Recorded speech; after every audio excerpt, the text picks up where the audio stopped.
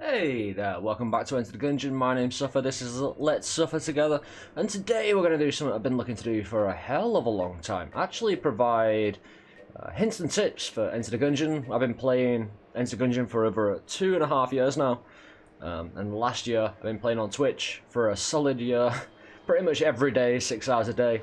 And again, I feel like I've got a lot to offer. We've got 3 world records in the game for streaking, so I do have a lot of experience. And starting off, it says 25 top tips, but that's kind of...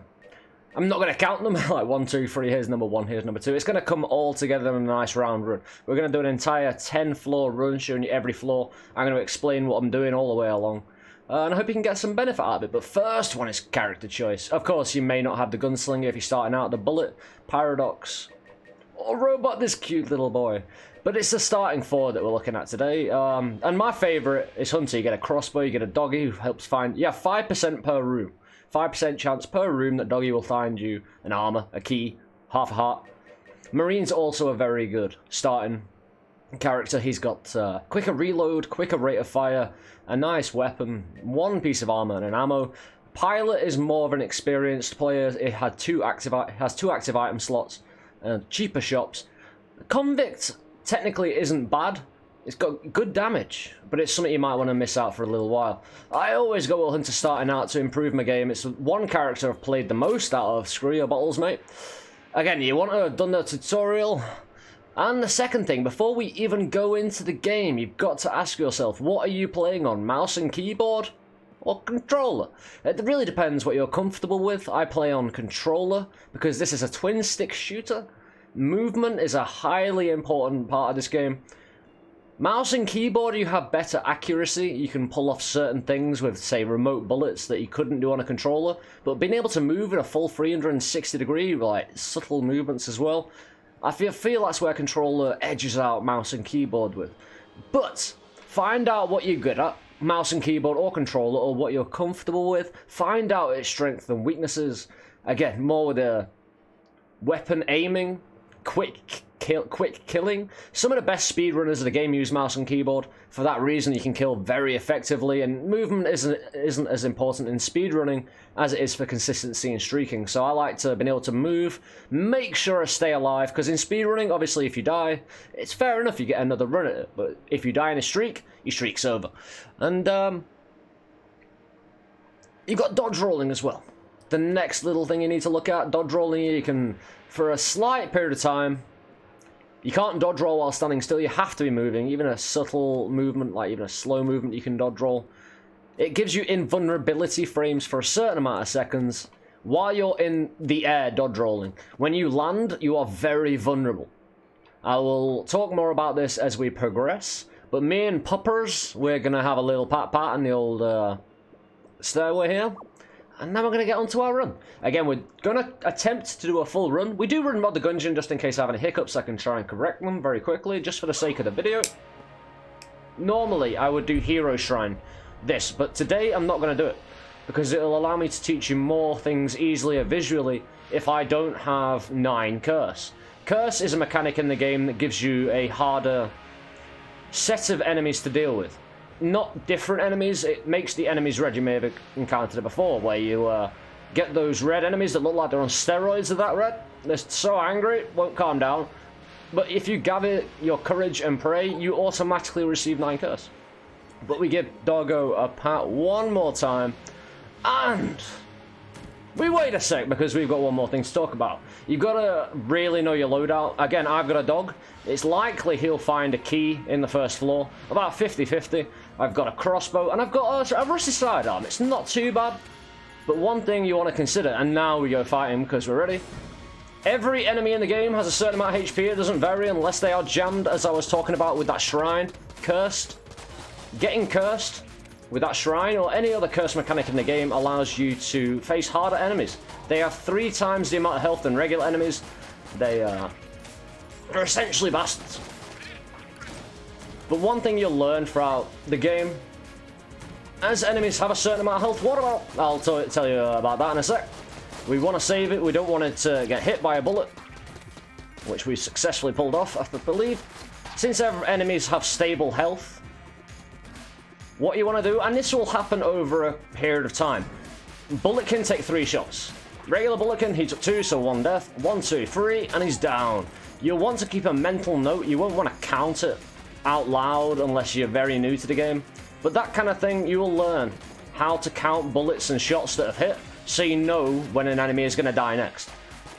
This game is a high amount of shot priority is needed, killing the right enemies at a certain time.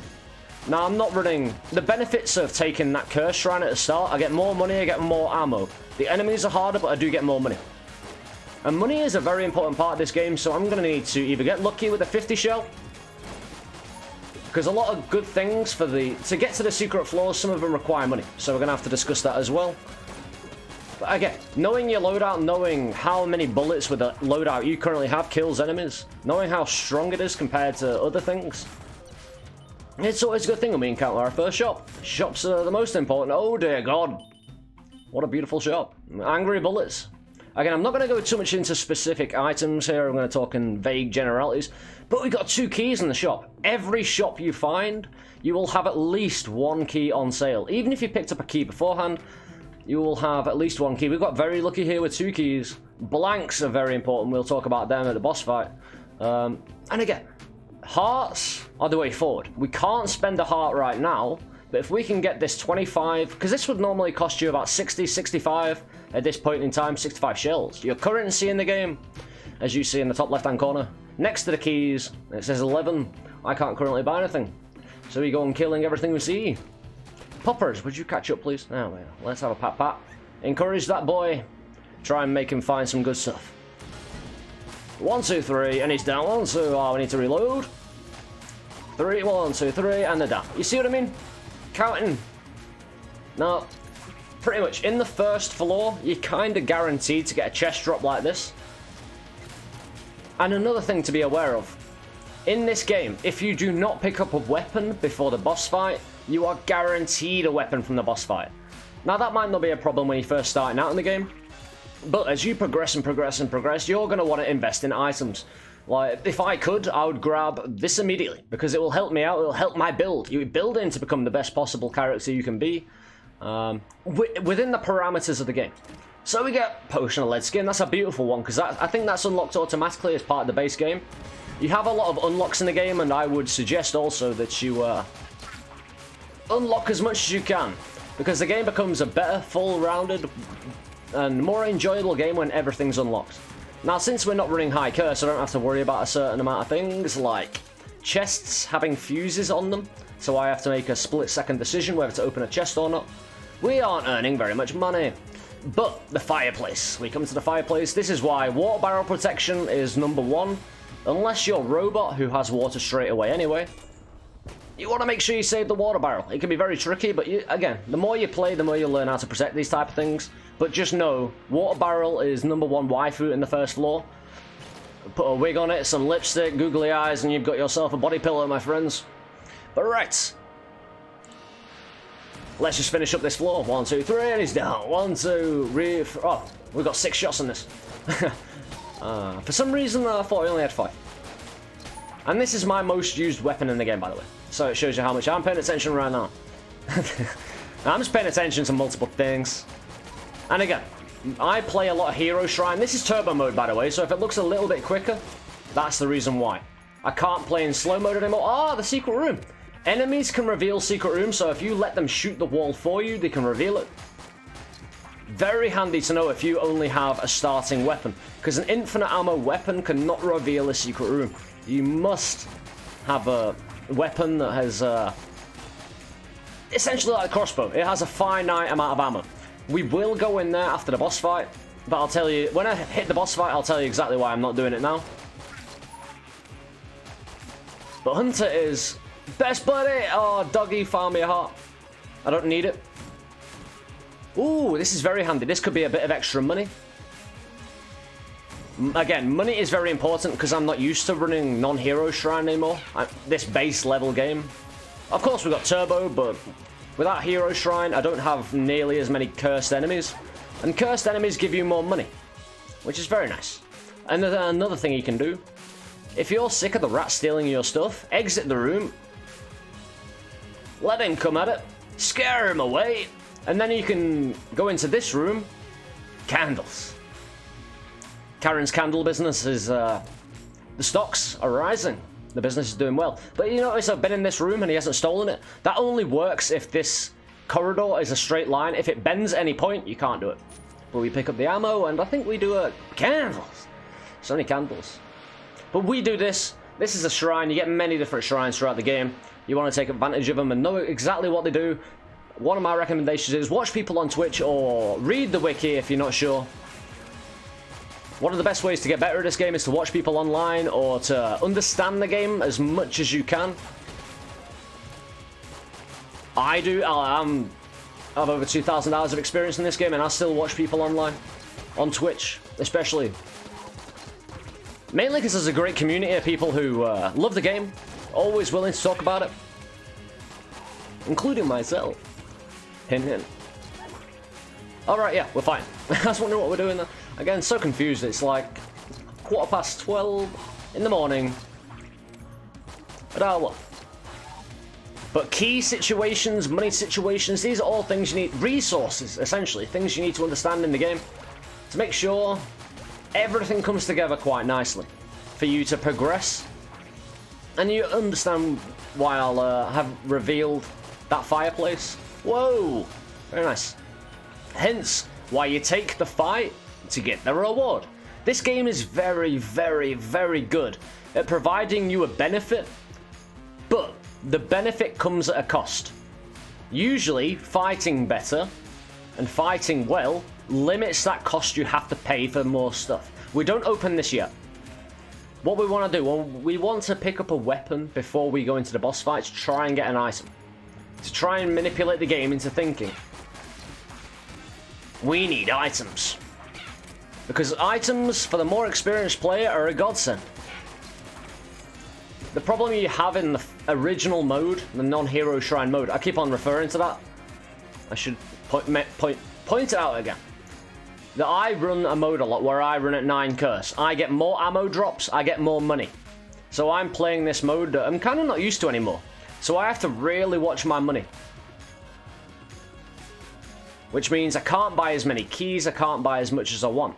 But this video is about this kind of mode where you're learning the game, you're not necessarily putting yourself in the deepest situations. Candles.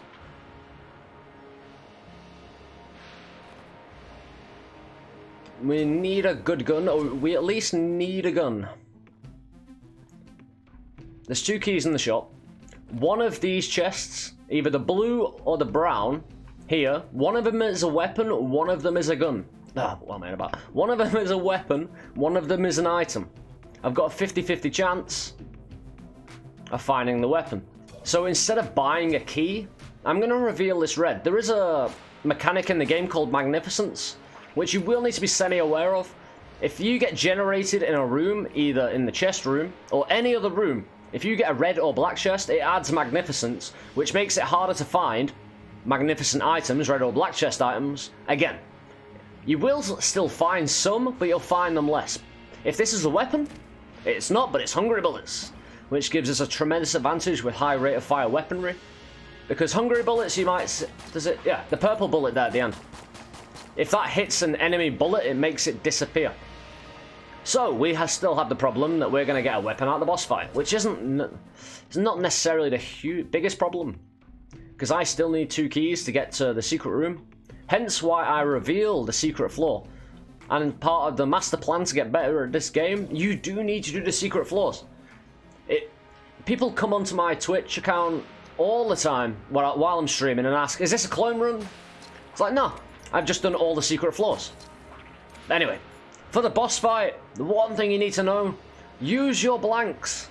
Use your blanks in a situation where you know where you're gonna get hit. Don't take the damage. Master rounds, flawlessing the boss, is the most essential part. And we're using our active, so our rate of fire goes up, just in case you're wondering.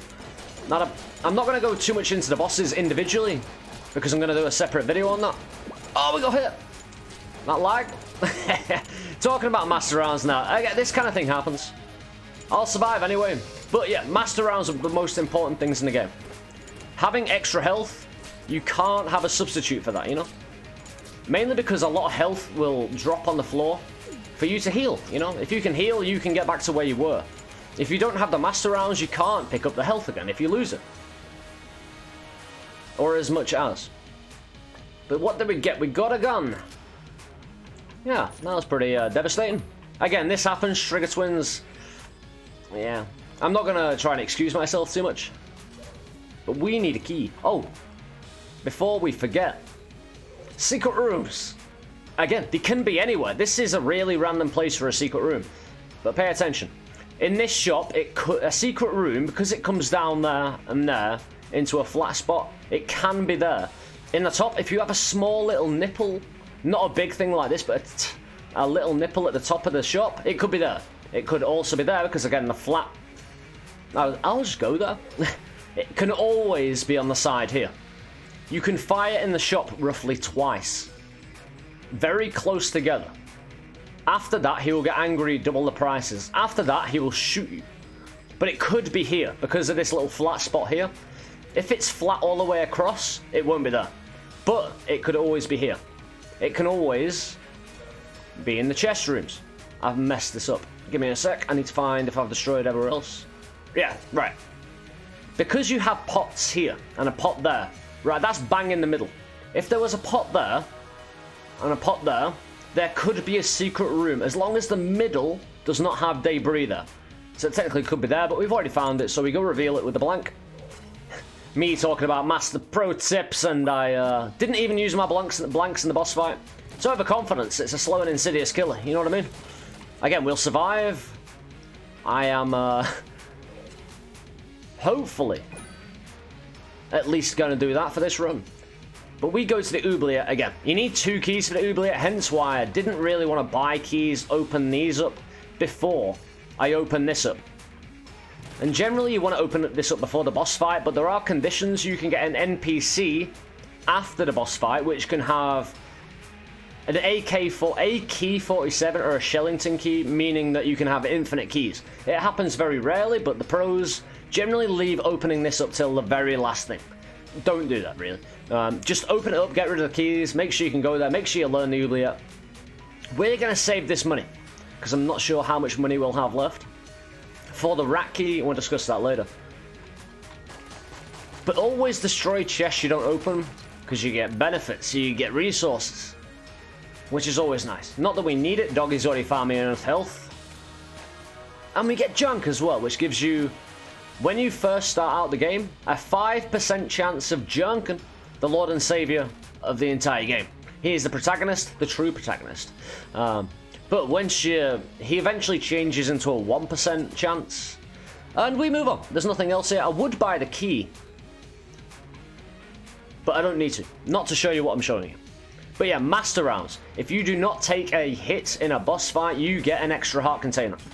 It's free, it comes on the pedestal. You need to start collecting them. You need to start getting consistent. I can get my master rounds from elsewhere. I've got the experience to be able to drop one now and again. But starting out, you need to get your master rounds as early as possible. Start stacking them. Start doing everything you can, using blanks in boss fights, over blanking. Blanking even if it's just to give you a bit of time. Because the blanks refresh. Right. I have now got no blanks. I'll go into the next floor. And miraculously, we'll have 2 blanks again. Now that's not down to poppers, that's just down to how this game operates, isn't it, puppy, you little son of a bitch? Anyway, the Ubi key situation, where you need 2 keys, it's a bit of a bummer. But, as a general rule, you want to come down here. It's, you know, it's 2 chests, 1 shop, you get money from killing enemies, potential NPCs, free loot, secret rooms, and a boss win item. You do not want to miss out on all that. At all. You want to be killing everything you see down here. It is a difficult floor, but you want to get used to it. Again, use it. Enemies, 1, 2, 3. Now they have 4. Enemies gain health per floor, so you will want to kind of compensate in your mind. You know me talking about how many shots it takes to kill an enemy? Every floor is different. Makes it incredibly hard to keep up. I might use my potion of gun friendship just to clear up quicker. But yeah, one of the best strats you'll learn, just run around in a square. Enemies need to catch up to you. They need time to catch up. If you run too fast in a circle, say I was doing a small square here, they would flank you. They would find you really easy. But if you do a large square around the perimeter, it takes enough time to do the square that they catch up enough that they don't just turn the other way. And that doesn't go for every room, quite a lot of rooms. And again, the enemies here are a bit vicious. You notice I'm just using my regular weapon because I'm confident that it's fine. It's fine, chat. Not chat. YouTube viewers, how you doing? Sorry, I stream so much on Twitch, I just have the habit of calling everyone chat now and again. But you notice what I'm doing? I'm not using my better weaponry. When you are not running any curse ammo, which is, again, the game trying to prove me wrong, you don't get that much ammo out of the game. You really need to conserve your ammo. But you also want to be using your weapons because you've been given them for a reason. You see the one-taps on these? Certain types of bullet can one-tap with a crossbow. Yeah, secret room could be there. It looks quite obvious. There's a big blank space. Again, the secret room couldn't be here. Well, it's too low down, but, you know, there's stuff in the way, so it couldn't be there either. Ah. Candles. But I would like a crest room. And again, coming down here is important for another reason. It's why I'm doing 10 floors instead of just the original 6. Again, this will be spoiling endgame at the end of this run. After I've defeated the dragon, I should have mentioned that. Oops. My bad. But again, with controller, you can have a reticule up. It doesn't automatically turn the reticule on for you. It just goes around in a circle. It's very handy. I'm getting lined up. Shoot. Release. And again, this weapon as well. Great for clearing. Any auto-aiming weapon allows you to concentrate on your movement. And this penetrates as well, so it can be shot through multiple boys, the ghosts. Plus, I like the music down here. It's nice. Again, bigger rooms, harder enemies. You've got the poop. The poopulons. You do not want them to live very long. Right, I'll show you. Just in case you're unaware, these guys do a horrible attack. I'm going to weaken him just so I can kill him. A horrible little attack, which, if you're in a room and you've got other enemies and that guy's doing this, you are going to get hit. You're just not going to be able to avoid it. So we found the boss fight, which is really quite nice. We're not earning that much money, which is a concern, but we're earning enough. I still need to buy a key. I might not be able to open these chests, but I don't need to. Again, I'm teaching you what you need to make an astonishing build. And this is something you'll have to work towards. I'm not expecting anyone to do this straight away, but it's what you need to do if you want to become consistent at the game. I used to be quite amateurish in my streaking. And by streaking, I mean completing the game over and over again without dying. Getting that lich kill over and over again without dying. It used to be quite hard. It still is quite hard. Hence why I'm now doing it in challenge mode. Just give myself more stakes, more things for me to get killed by. You've got to keep the entertainment value and the kind of... If it was too easy, I'd get bored. So you've always got to be looking to challenge yourself. And this game is great for that. Shoppy! Lowercase r. Ruined. Not the best weapon. It's got ammo, it's good for that. It shoots bullets. That's all I can really say about it. Again, the poop... poop needs to die. This is a horrible little room. You really want to get up high. Like, if you're in this top rectangle, you're going to be a lot better off than if you're in the bottom rectangle. Hence why I lost the armor there. But it happens.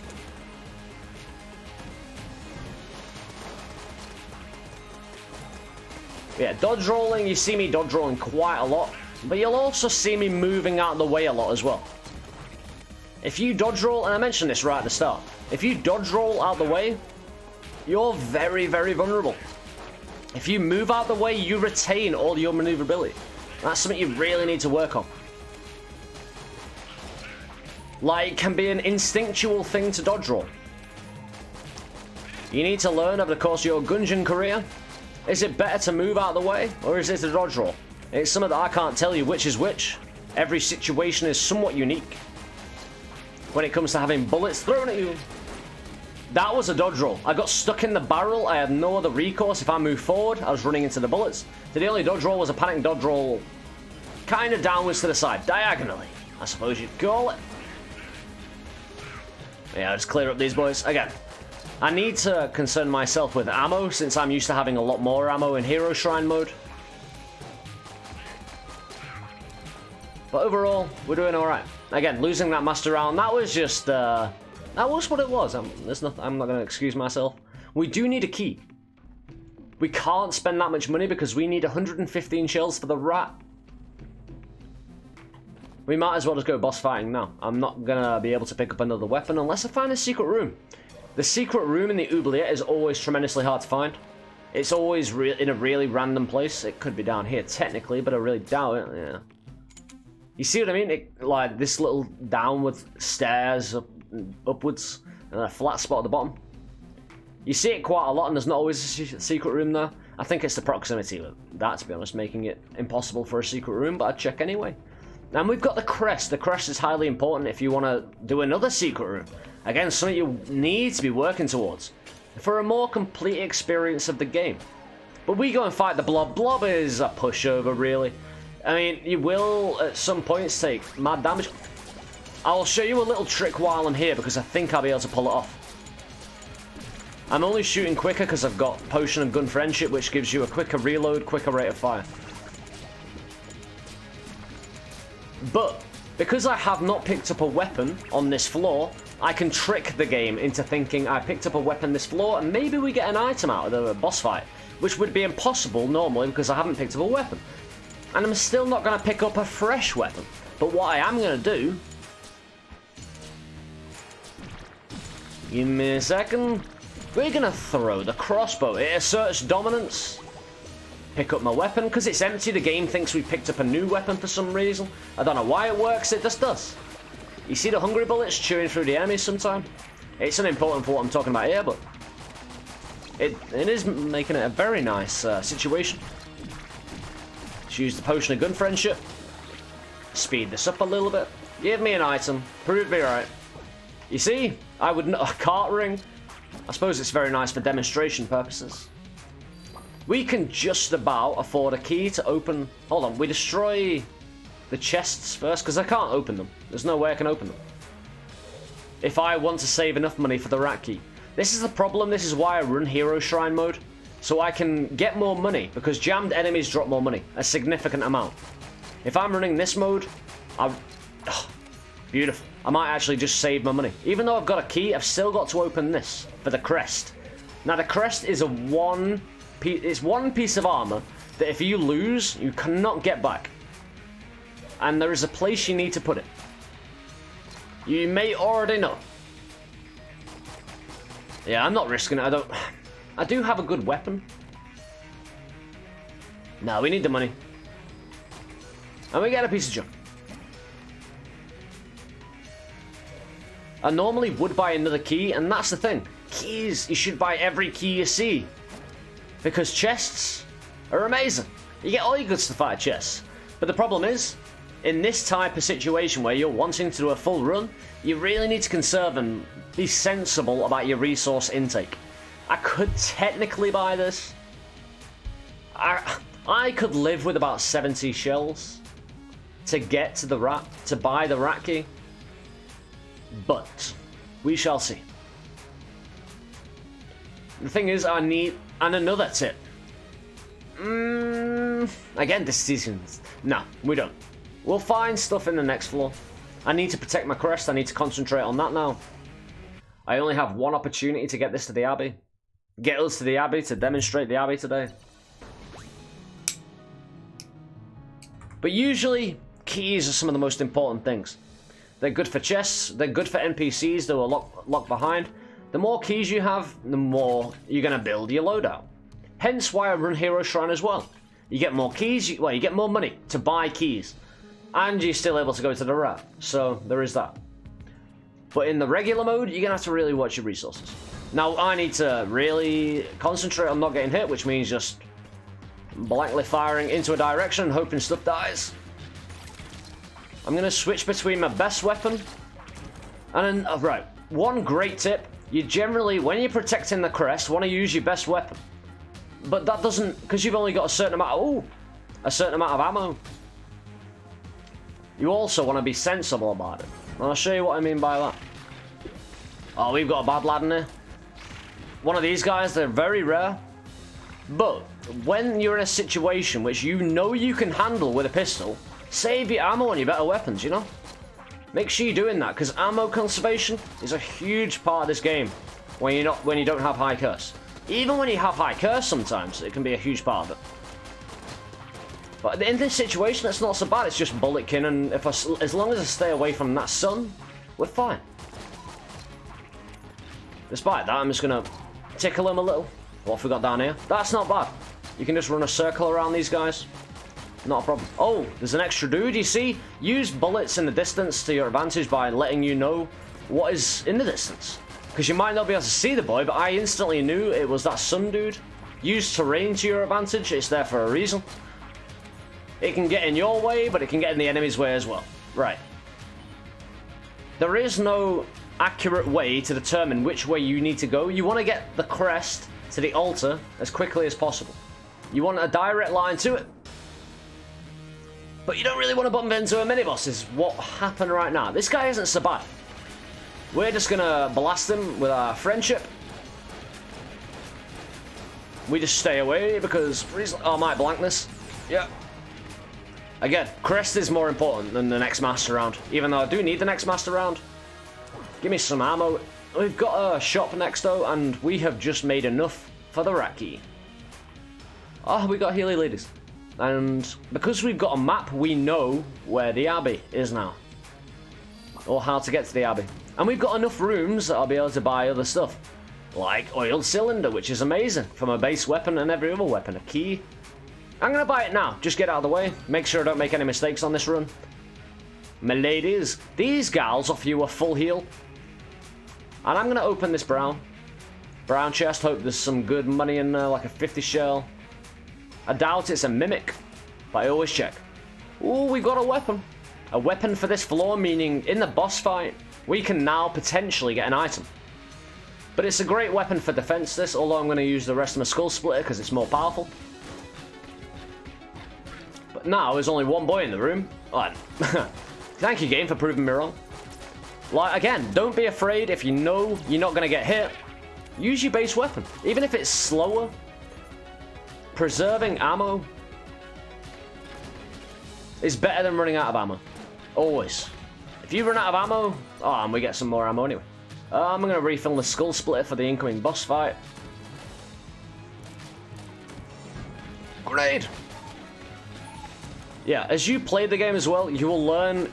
Because this game is procedurally generated map-wise, it's not procedurally generated room-wise, so you'll start to learn the rooms a hell of a lot.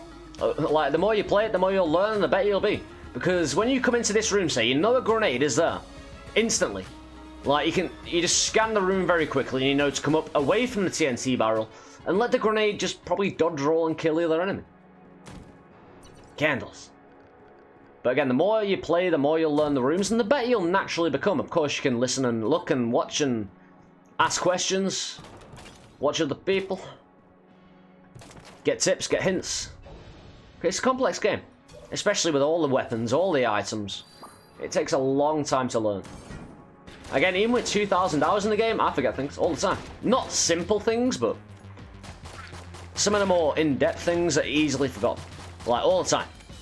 You stay away. That guy buffing, if he buffs that guy with the green thing above his head, I think they get 3 times the amount of health. As well. It's kind of like being jammed, but just different. Again, I know I'm not in trouble here. I'm not going to get hit, because I can just move out of the way. The good thing about snipers is they're quite predictable. The same thing about every enemy in this game. They're roughly very predictable. You get a few wild boys now and again, but generally you can predict what an enemy is going to do by previous encounters with them. And you need to use that to your advantage. Again, I don't really need to use any of my stronger weapons, because I've got pillars in the room I can hide behind.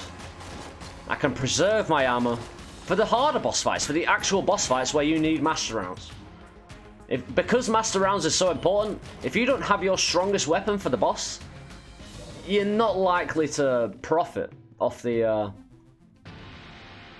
potential master round opportunity. Like using explosive enemies to your advantage, I think it goes without saying, but just trying to get them in the direction of the enemy.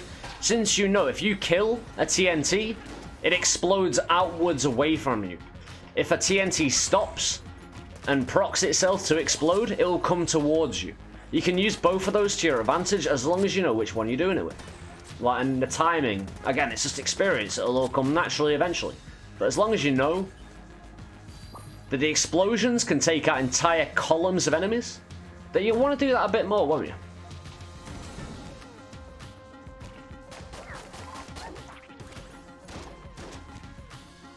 But as a general rule, you'll want to take out some of the more annoying enemies as quickly as possible. The ones that teleport around.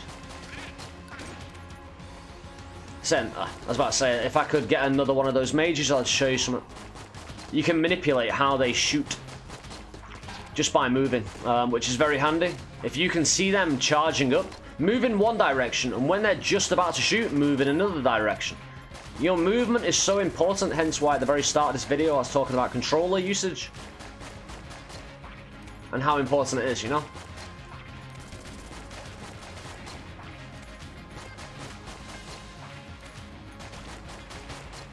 You gotta make sure you can move in the right directions at all time. Ah, trap rooms. How I loathe you. Doggy, get off the trap. You bastard. Anyway. We're gonna go up to that blue chest. We've only got one blank, which is kind of annoying.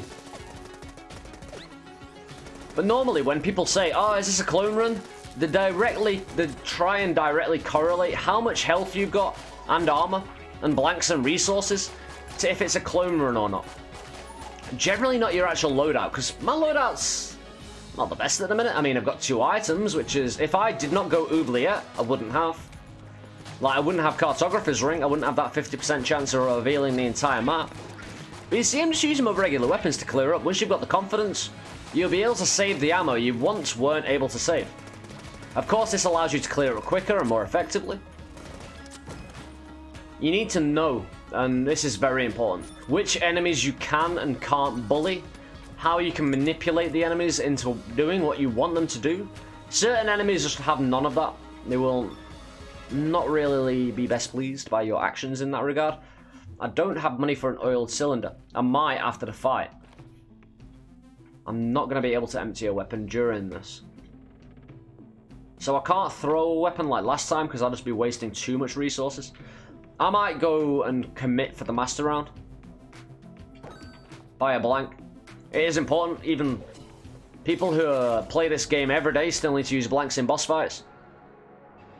The game is so versatile in the way it fires bullets at you in patterns and multiple sets of patterns. That amount of complexity can only be overcome by muscle memory and pattern recognition, which takes a long time to learn. A hell of a long time. But this lady, she's fine. Should be fine for a master round here, I say. Should be. But again, I'm going to go through all the bosses on another video. But you notice me using my active. Use everything you have in your power. This is a bit of a tricky one, but we've got hungry bullets, so it should chomp through. Oof, that was a close one. I should have, like, I might have wanted to use a blank there, and I would have been right to do so, because it was so close, but sometimes your experience just tells you, get away with it. And if you don't, then, because I know I'll probably end up surviving anyway, even if it doesn't look good, missing 2 master rounds in a row. Balloon gun! What a decent weapon that is. Very, not dangerous to use, but you fly with this weapon. It kills very effectively, and now we've got a spare blanks. Try and go in this secret room. You know what I mean? Like, you see, they can be at the ends here. Right, another place a secret room could be. Right, because it's clear. That box is there, but the secret room would be about where I'm standing. The crack would appear here. It could be there, could be down here. Always check there. because there's a box there and there, we know it's not there. But if it's clear, if there is just a wall pattern and no kind of banners hanging down in the middle, a secret room could be there as well. It could be in NPC rooms as well. Always just using it. Use your items, use your weaponry to try and give yourself the maximum potential. Casey, my favorite weapon in the game, everybody. Because we are not in Hero Shrine, I can pick this up. This gives you 2 curse. It is a tremendous weapon. It might be able to one-shot us an old king. Put it that way. I'm going to be using this weapon a lot because it's got infinite ammo. I will still be using other weaponry. We don't have the money. So we're destroying 2 more chests. You notice, even though I'm destroying every chest, I'm still getting a good loadout. Because I've gone to the extra floors. I've literally opened 1 chest, I believe, if I recall correctly. And an exploding chest in my face. But definitely, go and learn the first secret room at minimum. And you'll reap the benefits. You earn more money, again you get the chests, you get the free loot, the secret rooms, the boss win item, shoppy. But yeah, finding secret rooms... Normally I do it after a boss fight because I think having the blanks for the boss fight, unless you've got an alternative way to open the secret room, which can be done with a little bomber or a blank buddy or a composite gun, which again you may unlock in the future. But master rounds is #1 priority in the game, in my opinion. You can defeat the weapon with a regular pistol as long as you've got passive items to do so. But if you don't have enough health, if you don't have the experience to dodge and get out of the way of bullets, you're going to need that health to progress. And then you can hope that you get enough health on the floor to progress even more. Or you get lucky with the ladies. We could gun munch, but I like my weapon loadout at the moment. So we're going to talk about the second secret floor here. Which again is for possibly once you've got settled into the game, where you'll definitely be wanting to go also. There's technically always 3 chests. 1 behind a secret room, 2 in the chest room, you get another secret room, a shop, the boss win reward. It is a hell of a lot difficult than the previous secret room though. So you will want to make sure that you're ready for it. But we're ready because we're the Casey. We spin the back round. This works off air friction, so we spin it around like a madman, like a ninja, get it charged up. And I always like to make sure I look at the map before I finish, just to make sure everything is done. We don't need to heal, so the healing ladies are out. We've got 21 shells, so I can't buy a damn thing. We've checked the secret room, we've got the chest. We're not going down the elevator, we're going down here because I got the crest to where it needs to be. And again, a lot of the time you will fail to do this. So you want to be able to do the runs with and without being able to get the crest to this. It's all about consistency. And luckily we've had it today, we're getting the crest. I was so worried that I wouldn't get the crest to where it was and wouldn't be able to do the Abbey. But this is the power of the Casey. I am an absolute ninja if I do say so myself with the Casey. This won't teach you anything really about the game. I'm just showing off. The Potion of Gun Friendship in my active slot isn't really doing much either. But I can't really teach you much in this floor anyway, apart from a Cleansing Shrine. I like a bit of curse. The NPCs in the game can provide you some amazing benefits. Again, go to the wiki. If you are playing the game and you have the capacity to be on Twitch, on the wiki, do so. A word about blobs. When you've got 3 of them, you can just dodge roll over them.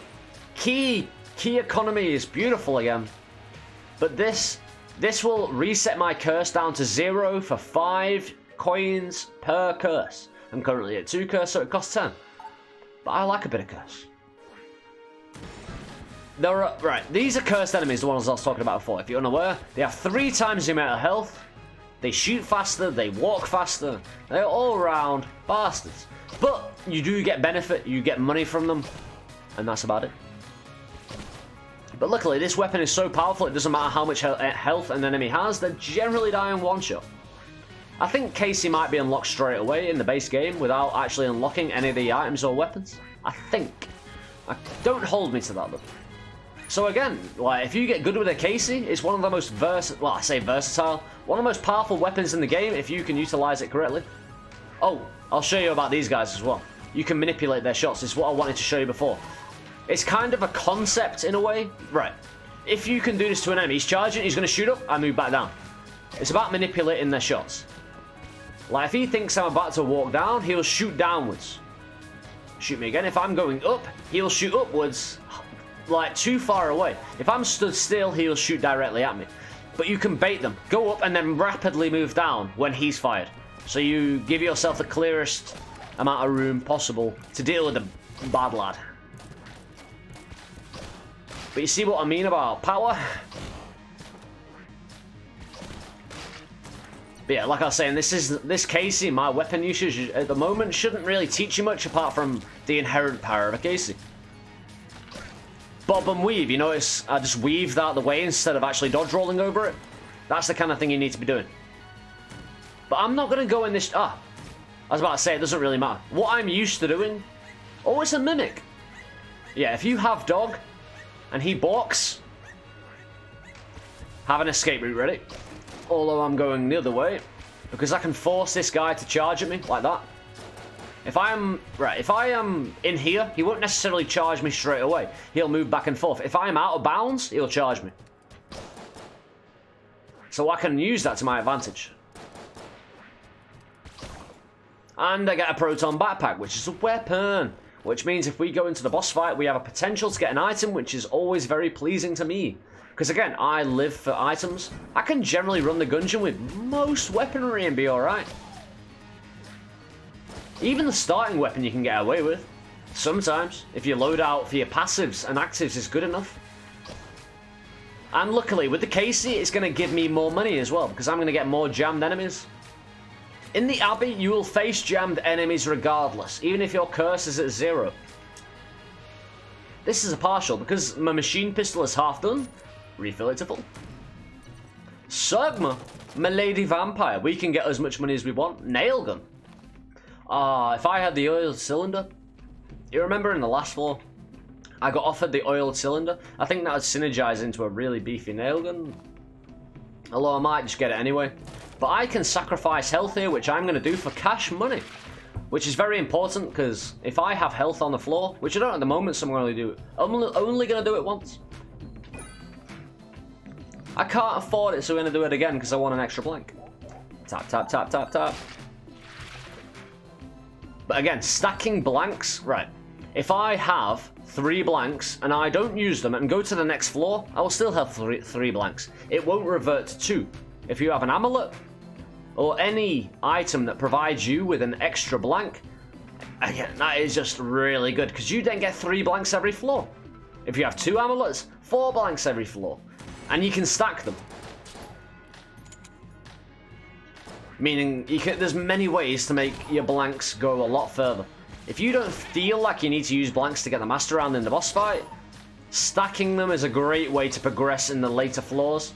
Because when it does get really tough for you, then you can start using your blanks from the ones you've stacked over the course of the run. I say stacked, say you have 3 blanks. When you exit the elevator, you're not going to be given 3 more. If say you have 1 amulet and you have 3 blanks at the end, you're not automatically going to have 6. It will revert back to 3. Blank economy is something you really need to pay attention for, because they're so useful for boss fights, so useful for late game, that you just need to pay that attention.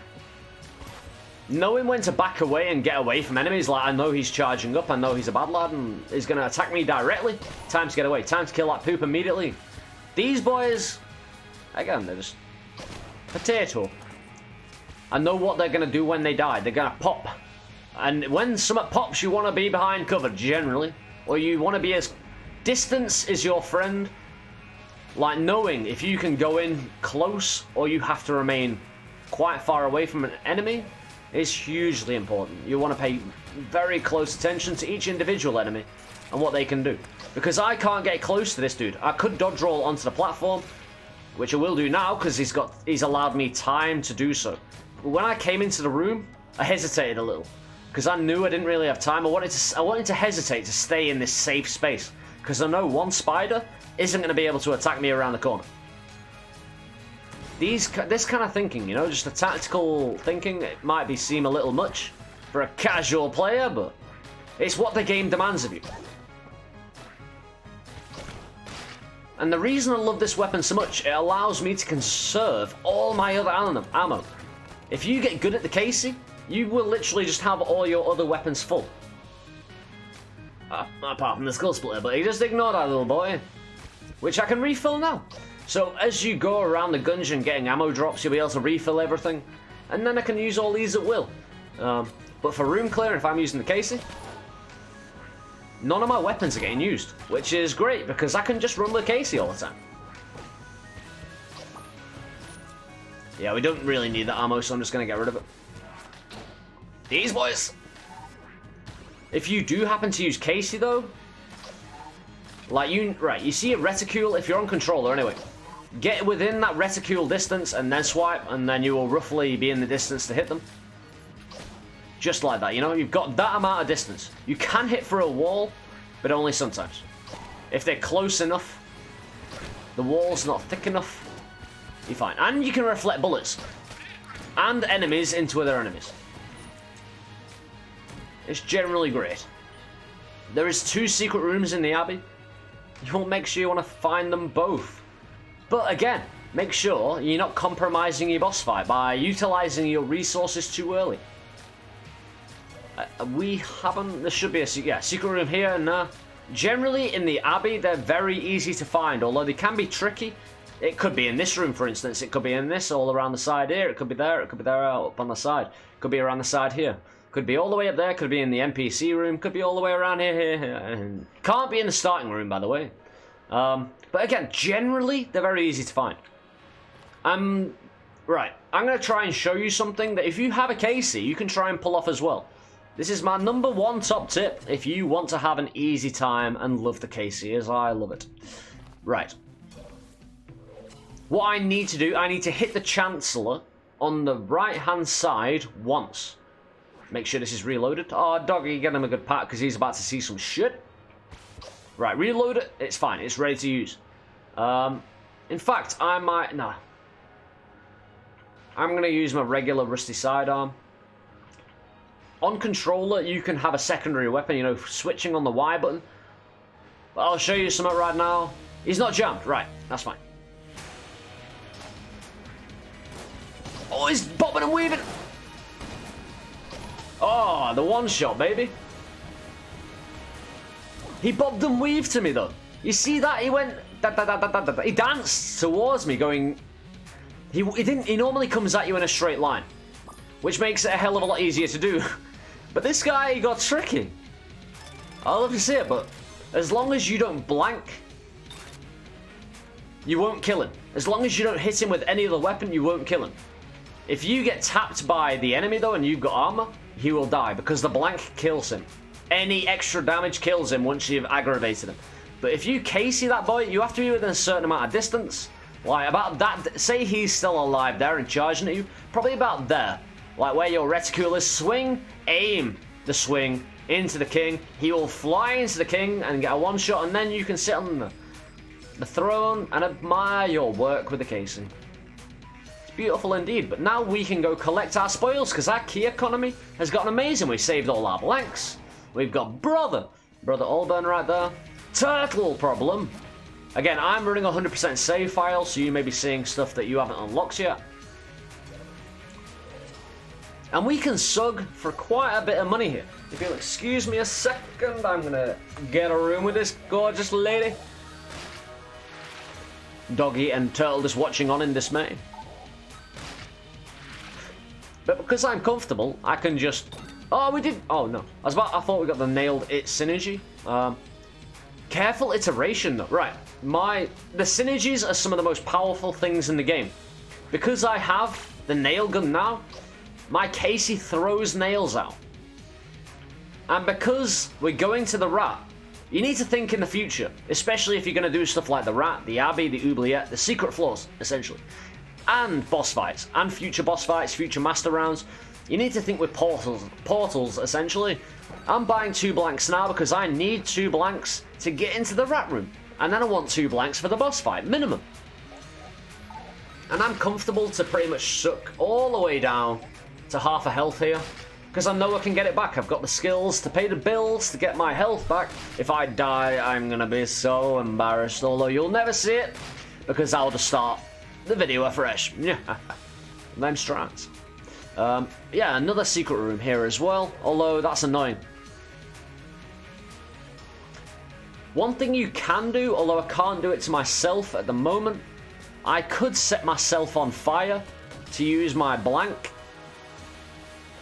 No, there's no real way of doing it successfully. There's, you know, the braziers that are about here? Can't do it with candles, although they look like they're on fire. But I can't hurt myself. There's no way to actually hurt myself here. Normally, you might be able to set yourself on fire with fuel, set the fire on fire. But I'm going to use a blank, see what's in there. And we got baited into getting a Guan, which means we go by the other Guan, because I don't want it to feel lonely. Yeah, we don't need ammo. We've been saving all our ammo, and we go see what Brother's got.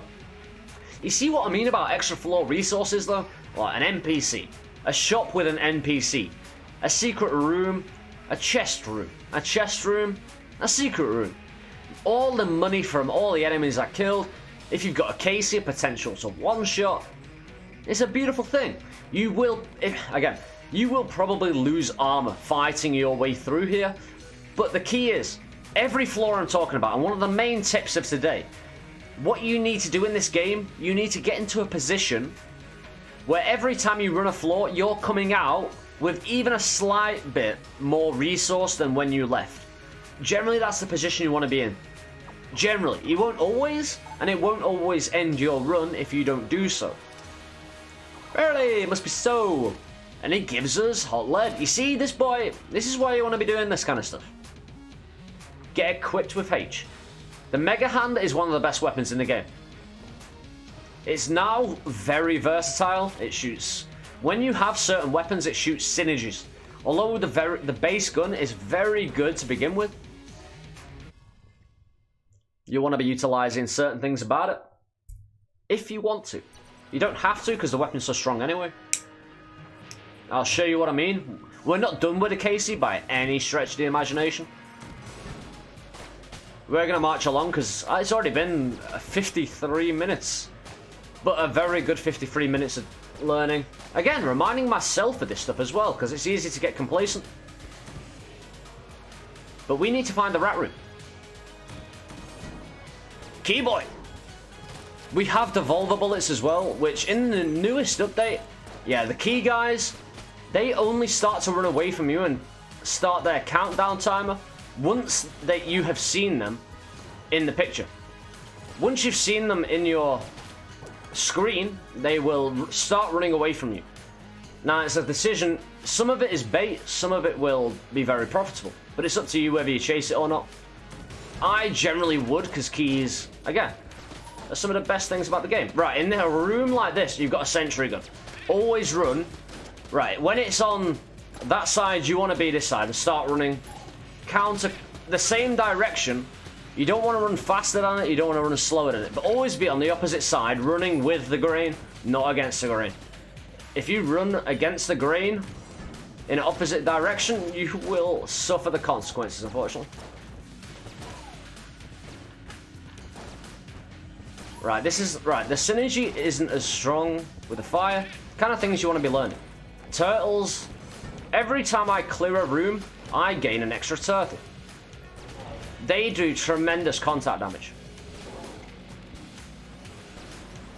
But again, I'm not in a rush here, I just want to speed things up a little bit. The rat is a very... Meat bun! Double damage. I think we do speed things up, you know, as I was saying. Buy it right now, eat that meat bun, it's a health. We're gonna stock up on blanks. Hold on, did we find the rat room just then, or am I tripping balls? Potentially tripping balls. Yeah, we can utilize various other weaponries now to clear up really quickly. I'm not gonna do the... no, it's a full 10 floor run. I'll do the RNG department as well. What do you want? With no but the speed shooter? Alright. We've got the skills to pay the bills, hopefully. Please, allow me to have them skills. Oh, yes, see, beautiful. Just death and destruction everywhere. Turtles taking care of boys. Meat Bun gives you double damage until you get hit again, and then you lose it. If only I had the piece use the synergy, but we've done. We want to open this now because it's fused. We do not have a defuse to put out the fuse. If you have a plague pistol or any other weapon that leaves water or poison on the floor, you can defuse the chests. You want to be doing that. Now this boy, because we won, we accepted his challenge, we got it, we get a shotgun coffee, which speed things up. It's beautiful. More speed. Speed is one of the most important elements of this game. Why? I made a mistake. Did anyone recognize that mistake? Oh, we lost our meat bun. But we found the rats. My turtles, no! You see the problem? Right, one of the worst things you're going to have to deal with in the game, and what just lost me my meat bun, was when enemies are kind of... You're in a corner, and there's no way out. I couldn't escape. Like, I didn't give myself an escape route. Always give yourself an escape route. Always. No exceptions. Because if enemies box you in, they can just fire at you. Like, you might be able to get a shot off and try and kill one or two of them, but generally it's a losing battle. We find the secret room. And again, you need to be down here, the rat room. You notice the rats in the previous room with this. You want to make sure you uncover it. Wiggle the Casey bot. Say hello to all the viewers on YouTube. How you doing? Well, Casey, it's a bat with nails in it.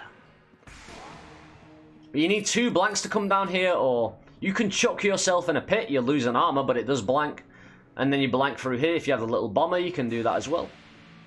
But I'm just doing this now to get it out of the way. And that's the rat key I bought in the 2nd floor for 115 shells out of the way, and it means we can go to the rat.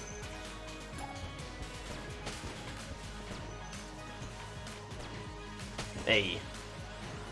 But having that extra speed means I can outrun bullets sometimes. Extra speed essentially gives me a better escape routes, which, as I just mentioned, is severely important. Alright, Mimic. You're not fooling me. Tough little goat, this boy. Ah, sword. Useless sword because we don't have ammunition. We don't have health. It's a blasphemy. Doesn't really work as intended.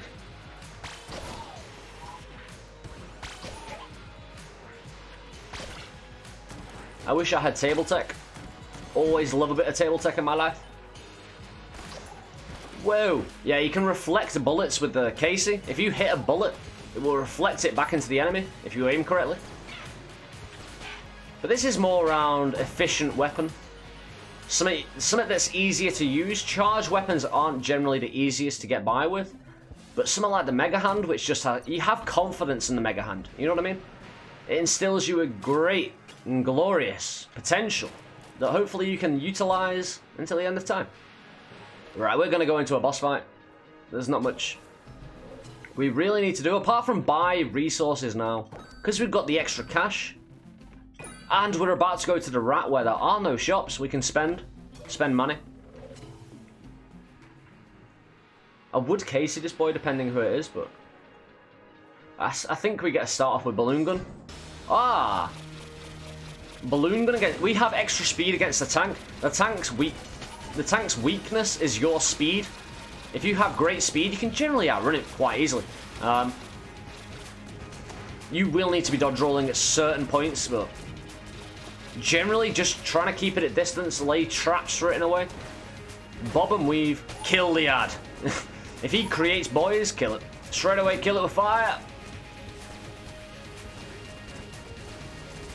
But smooth moves, making sure that you use the pillars when they're around to your advantage. Again, I'm going to go into a deeper video about boss fights in the near future. Stick around, follow the channel, subscribe, and all that stuff. And he's an easy boss fight. When I got extra speed, he has a hard time catching up, so he's spending more time catching up than he is actively shooting at me. And we get a nice little moon scraper for our trouble. Yeah, pick up the ammo for the Mega Hand. I'm not going to go apeshit about trying to find a secret room here. You know, I've already told you about them. I don't really need to reiterate. It would be important if I really gave a shit. But we're all about that rat boy and that rat life at the moment. Pew! But Doggy is having a hard time catching up now. Shotgun and coffee, and we got Chloranthy ring as well, which improves our dodge roll recovery time. Devolver bullets. It's a beautiful thing, especially in the update where it only turns them into Arrowkin, some really easy enemies to deal with. Right, now we're going down here. I'll tell you about infuriating notes. And generally, in the previous few floors, one thing I have missed out as a tip. You want to be clearing the entirety of the floor if you can. If you're in a position where you're not losing health all that much, clear the entire floor. You'll benefit a hell of a lot more through random floor drops, keys, armor. You'll make more profit clearing the entire floor than you will if you're just skipping certain things or bailing out of the floor. Right. Infuriating notes. If this is one of your first times coming down here, God help you. But when you start to open chests and you get what is known as infuriating notes, you get 6 of them. The cheese at the bottom is the direction. Down, right, down, up, down, up. No, mine's down, right, down, up. It spells out Dr. Doo-Doo. But everybody's is different. This is the default way to go though. Although everyone's is different because I changed my save file onto a new computer, it went to the default one. So there is that. But I go down, and it is essentially just a maze. And I'm going to, again, do what's somewhat easier for me. Laser, oh, no. For some reason I thought I had contact immunity then, but no, I don't. It's not always the best move to think you have something and try it out by getting hit in the face. See what I mean about this sheer damage of this? Down, right, down. Sometimes you don't get fights, but that's all for the good. Yeah, if you dodge roll, say a grenade has been launched towards you, the only thing you can do is dodge roll and hope that because you have an immunity to even explosions while you're dodge rolling, hope that the dodge roll pays off. He spawned a boy. He spawned a Shelly, but if you kill the... when that boy spawns a Shelly, you know the little mage? If you kill the Shelly... If you kill the mage, sorry, it will injure the Shelly down to just the skull, which makes it quite easy to kill. So you want to be killing the mage first if you can't get near the Shelly, and then charge that boy. But we're going to go into a simple rat fight. But with the rat door as well, coming here in the first place, there is always a key in the shop. Make sure you're paying attention to not using keys on chests immediately if you want to come down here. But as with in the Abbey, in this place you always get enemies that are jammed. It's just something you're going to have to deal with. What you can do, and a little subtle hint which you can do, it doesn't always work out, Kendall. You can push hearts around. This isn't smart. I do this in challenge mode normally because it's challenge mode streaks are incredibly difficult when you're coming down to the rat. But you can push the heart if you push it far enough.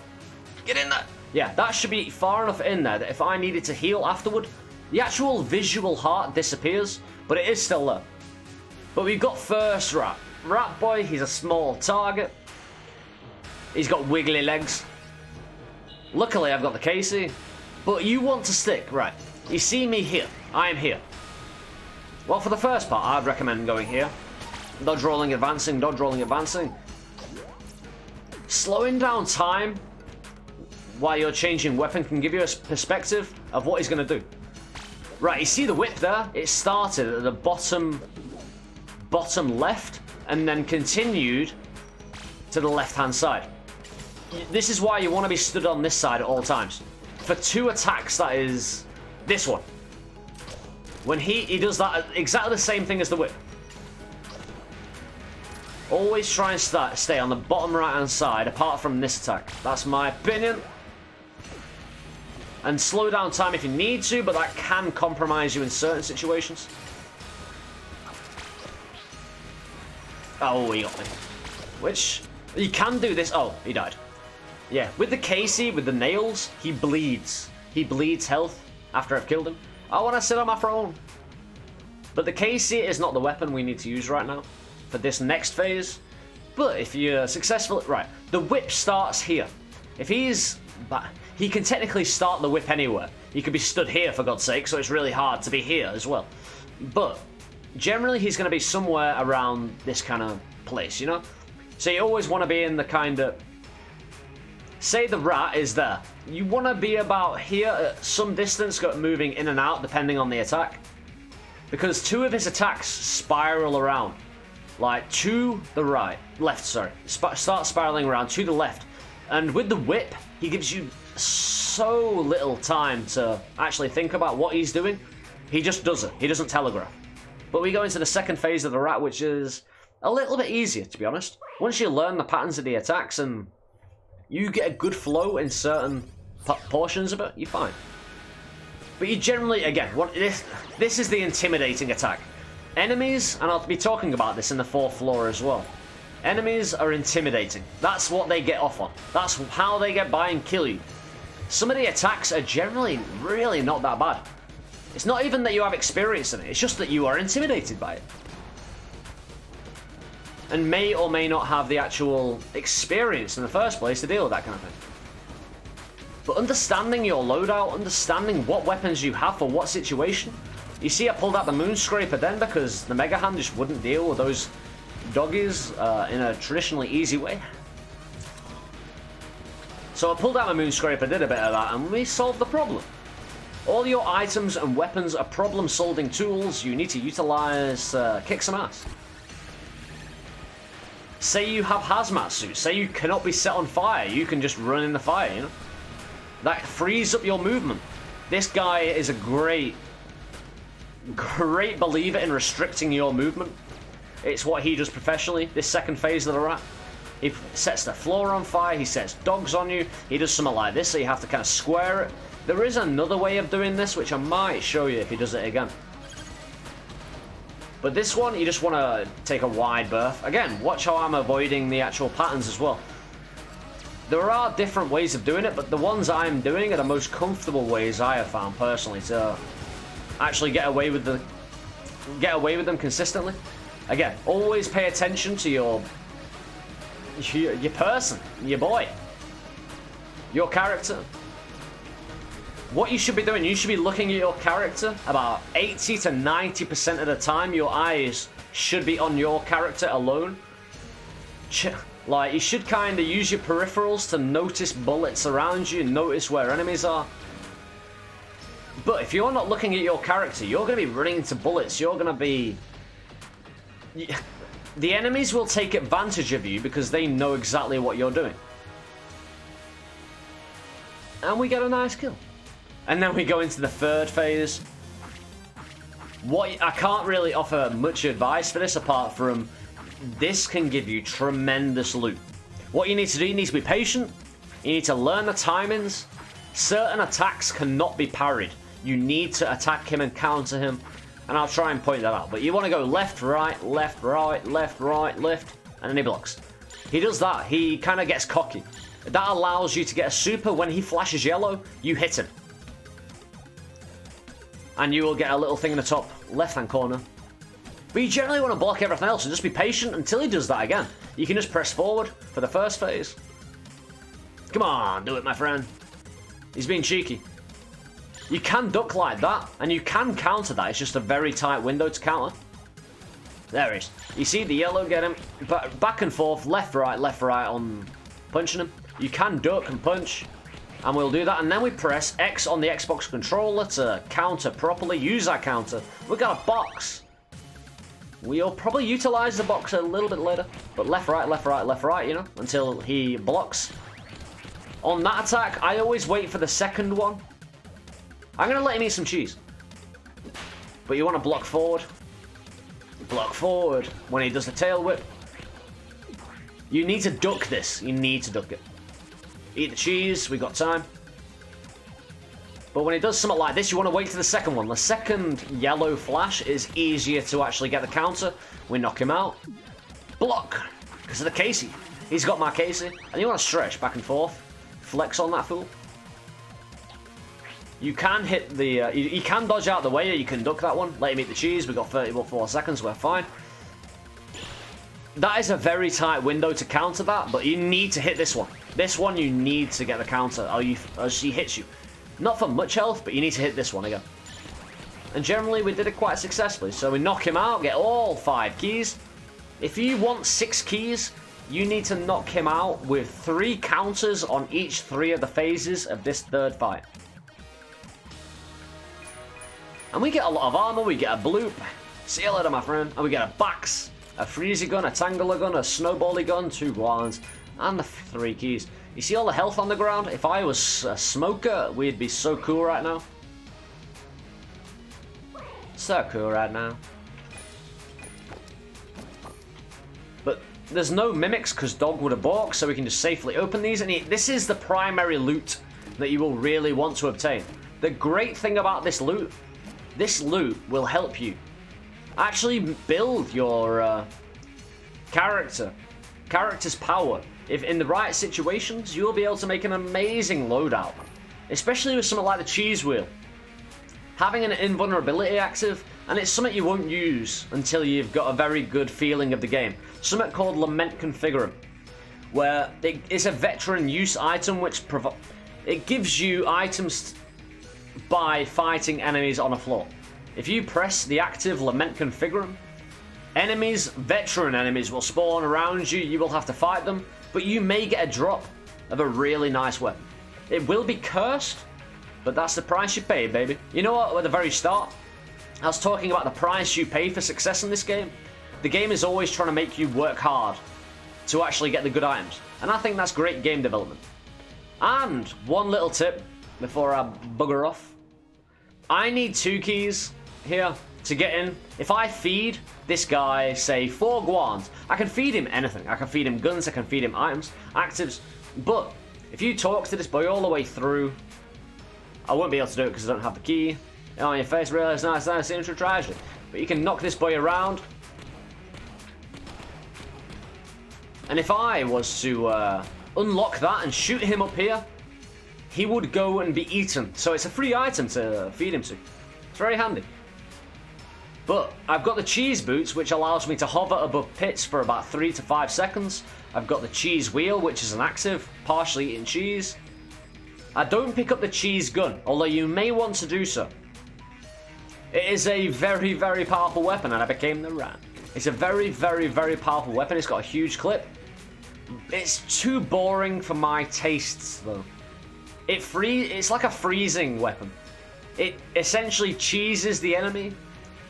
They get covered in cheese and they can't move anymore, so that's something you're going to have to deal with, unfortunately. But we move down to the 4th floor, where a lot of people come unstuck. I'm going to try and explain as much as possible. It's but if you follow the previous 20 tips, I say 20, that's roughly where I'm at on my list beside me. But again, I'm not numbering them. Everything comes together, and you can use the tips in pretty much every room, you know what I mean? So it's not, oh, tip 1 for this room, tip 2 for that room. Everything should be used in conjunction at all times. But if you followed all my tips at the moment to get to this point, you will have an astounding loadout. You might have the army, you might have the blanks, you might have the hearts, you might not. But you'll definitely have at least a decent loadout to be able to even have a chance to take down a lot of these boys. I would cheese this just to save time, but no, it's quite an easy one.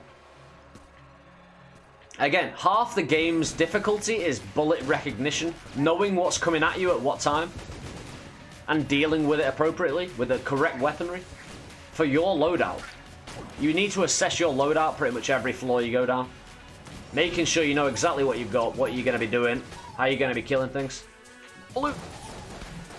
Again, you might have multiple ways to kill things, and for ammo conservation, you will need to do that. If you're not going to the secret rooms, secret floors, you will have ammo troubles. You might have ammo troubles even if you do go there anyway. Because again, if you're learning the game, you want to use your best weapons. If you're not always going to get lucky and get an infinite ammo weapon. Saying that, if you've been the rat, you will have the infinite ammo cheese weapon. Which can be put to good use if you need it.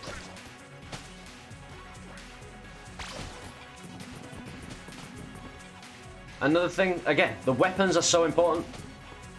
Knowing what weapons do, knowing what items do, make sure you read the wiki or watch people and ask questions on Twitch or even on YouTube if you can get a reply out of the person. I will be replying if you have questions, especially on YouTube, as and when I can. Get away.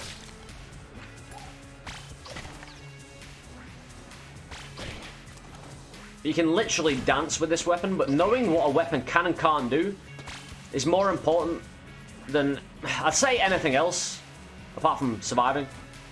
Because if you utilize a weapon properly, there's not a saying in the game, but a philosophy on how to play the game. There are no bad weapons or items, only bad ways to use them, or incorrect ways of using them.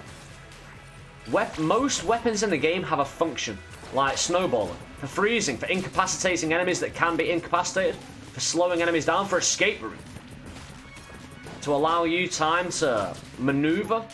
Casey is just brute force. High brute force, which pays dividends. You have to get quite close to the enemy, but say the sword as well. Now we've got full health, we can demonstrate, and we get companion.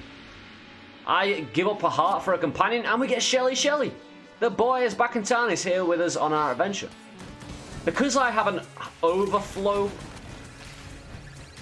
of health and armor, I can sacrifice my health and armor now.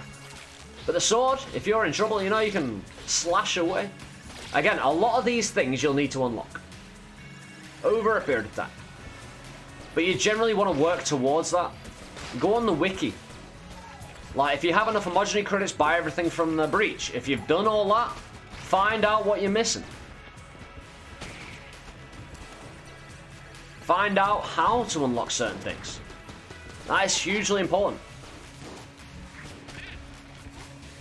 Again, you will learn your own movement and shooting style that works for you. Like, mine is just kind of a lot of bobbing and weaving. Dodge rolling when I absolutely have to. Like, you see me peeking and shooting a lot, moving kind of in a arc, so to speak. Like, peek, move, like, move behind cover, open up. That kind of thing. Using cover to its fullest extent. Yeah, don't shoot in the shop. Sponge! I think we do take a sponge, although we'll see what the rest of this floor obtains. We could just go straight boss fight, because we are spending a little time, and the rest of this floor is quite similar to the other floor tips I'd give. And we want to talk about the boss fight in this one primarily. Right. Real talk now. Boss fights in the 4th floor and beyond, and the secret rooms, like the Abbey secret room, the Rat, the 4th floor, the 5th floor, it's all about intimidation. It's all about scaring you into performing badly. And if this is the kill pillars, which might be, I'll show you how easy it is to avoid everything. Be kill pillars. Even if it's the wall, them stomping up and down, yeah, it's the wall. I can fly. I should have got sponge before this. Excuse me. But they rely on intimidation to actually scare you into performing badly. Normally, again, if you've been the Rat, you'll have an active. You can get on the cheese wheel at any time. But because I can fly, I can just maneuver in the middle more than anything. Pull away when I need to. I do have turtles, again, utilizing what I have. Turtles block bullets, so Shelly Shelly doing the damage as well. Maneuvering around the battlefield. Again, you'll get a feel for where you need to be. We're getting the cheese wheel, because reasons. Just for the end of this fight, just so we can bosh into him. Pump some damage. And he's dead. Again, if you have a build, I didn't even use one blank there, you see? It's just that kind of thing. That once you know what a boss is capable of, the intimidation factor can go out the window. And we're going to go down. I'm going to sell my guanis. I'm going to give away a master round. You need to give 2 items or guns and a master round to get to this place. Yeah, I'm going to open that blue chest and we're going to leave. Have we found the shop? Yeah, we have. I could increase my loadout, but I think you get the point by now, more speed. You see what I mean about keys? Doing extra floors gives you more opportunity to beef yourself up. I don't think I need to labor the point too much. Shotgun Affinity. You see my shotguns not right. Having both Shotgun Cola and Shotgun Coffee dramatically changes shotguns. It's super quick now. I'm super quick. But yeah, look up what synergies do. Learn about the specific build you have. It's super important. Knowing is half the battle. And I truly believe that. It's how I got experienced at the game. Poured my time and energy into it. Made sure that I knew what I was doing. For the most part. And took time to listen to people on Twitch and in other social medias who knew more than me at the time. Or knew different things to me. That they could offer me advice on the game. And again, we're just going to save time. I could get another weapon and another item. But again, I think I proved my point.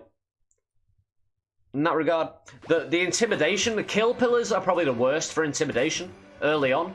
But you have to trust me on this. A lot of the boss fights, once you get used to them, like kill pillars become some of the easiest boss fights. The snake, which a lot of people hate, becomes the easiest boss fight in the second floor. You've got to take it all into context and perspective. You're just gonna... You've got to spend the time learning it. And again, I'm just going to dance my way through this, show you what it's all about in here.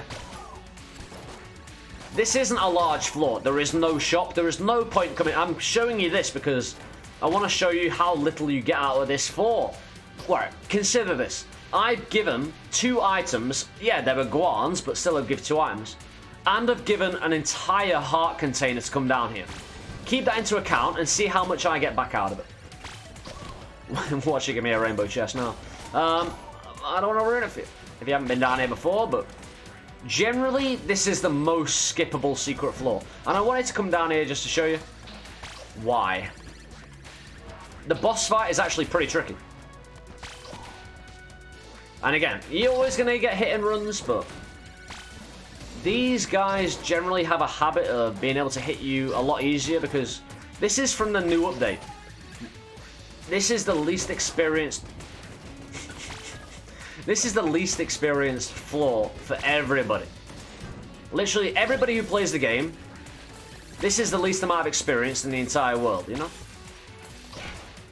More people have done the Abbey, more people have done the UB, more people have done Hell, essentially, probably. So it's easy to not have the recognition of pattern that you have for other floors, whereas the dude, Kevin or Karen, oh, we're gonna find out!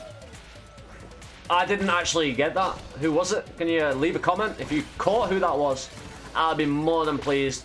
There's no evidence left of Kevin or Karen. Again, I apologize, but your candle business must go. I have an army here. You see these armors? Or Turtle, Dog, Shirley. Don't do it again. Again, Karen's candle business. It's ruining the gungeon. I'm going to use a shotgun. See how powerful it actually is with shotgun affinity. Oh, that pushback. Beautiful. I think it gives me more damage. And again, I don't actively have more damage. None of my passives give me more damage, but I'm still wandering the gungeon, kicking some ass. Apart from shotgun affinity, which I think gives me 25% more damage on shotguns. It definitely gives it a lot more pushback. Definitely gives it a lot more shot speed. And out of the... when you're concerning yourself with, like, damage, stats that matter when you're killing an enemy, rate of fire, reload time, a lot of people ignore pushback. Pushing an enemy back is hugely advantageous. Say with the blooper, alright, I'll demonstrate on a guy who's not going to die instantly to my shotgun. The pushback of a weapon, knocking him back, it gives you space, it gives you time to react. You know, if they are really close to you and then they're suddenly really far away, that's really handy. These guys blend in, they're horrible. But you see what I mean? Pushback, and you can get pushback through weapons, you can get it through blanking. It's a really underestimated not statistic, but stat in the game that you really need to pay attention to if you want to get good. And that's what we all want here, hopefully. But we're gonna face this motherfucker. Yeah. Nah. Cheese. Again, using your actives all the time. Especially ones that do damage. Like, I'm not going to get him a box. I'm not really going to cheese wheel because I don't really feel like I need to. But using your actives as much as you can in the correct situations. Again, it's about learning what those correct situations are, and that takes time. Oh, we have Sponge. Fire won't hurt us. Again, using kind of your knowledge of your own build to your advantage, because it's so easy to forget you have fire immunity. So easy to forget you have poison immunity. I'm not using this weapon anymore. I refuse. I'm going to live dangerously. If I get hit, I lose all my ammo for this weapon. But I'm confident we'll be fine. I believe. Right, in boss fights, you are able to lead enemies. Lead enemy shots, just like the enemy. You know the boss, you know the mages I was showing you in the second floor? That when I went up, they shot really far upwards, and when I fainted down, they couldn't really get a bullet anywhere near me. You can kind of do that in certain boss fights as well, so you want to consider that. That your violent movement can really pay dividends. Especially if you've got some speed. Yes, I do, my friend, because I am a clever boy who visited all 10 floors. We'll take it just for the comedy value of it. And the curse. But we're going to go into the 5th floor now again. As soon as I find the boss fight and the shop, we're out of there. Again, I don't need to prove a point about secret rooms or the loadout anymore. I think you've got the point that more rooms, more floors equals betterness. Or at least it should. So we're going to have a run to the dragon fight where we'll have one or two more things to say. Again, you start seeing hammers. The further you go down the dungeon, hammers are really pain in the ass. Some are static, some follow you about. The static ones can just be as painful as the ones that follow you about. But the static ones you will learn the locations of a lot easier than the ones that follow you about. Although, the one that follows you about, you always know the location of because it's always above your head. Can't think.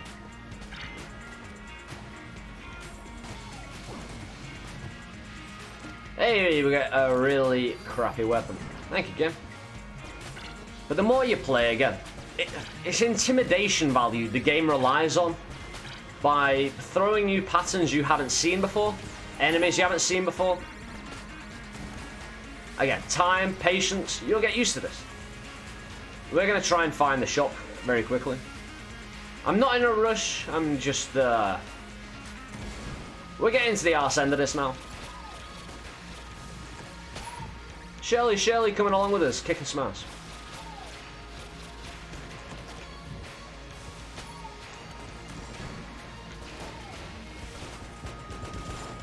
But the next big thing is mainly just getting through this floor.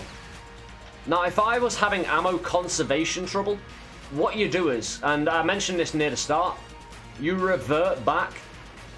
Say, you have a strong weapon that is running out of ammo. You still use it. You use it to get rid of the strongest boys in the room.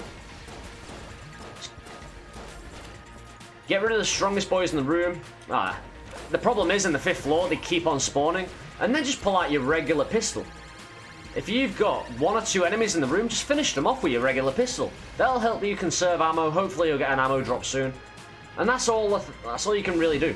Apart from give yourself more curse or get lucky with the shrine.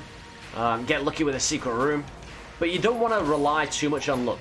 You want to use your skills to provide you with the resources you need to be able to keep throughout the entirety of the game. Because if you're aware you can run out of ammo, you can see it coming a mile off. Where is my shop? I demand it right now.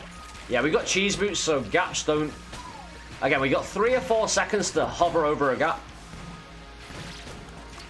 Like, we become invulnerable when we're hovering over a... That's the power of the cheese as well, you know? Like going to the rat, defeating the rat. The rat is dead. Right, once the rat is dead as well, he will no longer come and steal your stuff. I'll prove it right now. Oh, it's a mimic. Right, the big guy on the floor there. I can just go over here.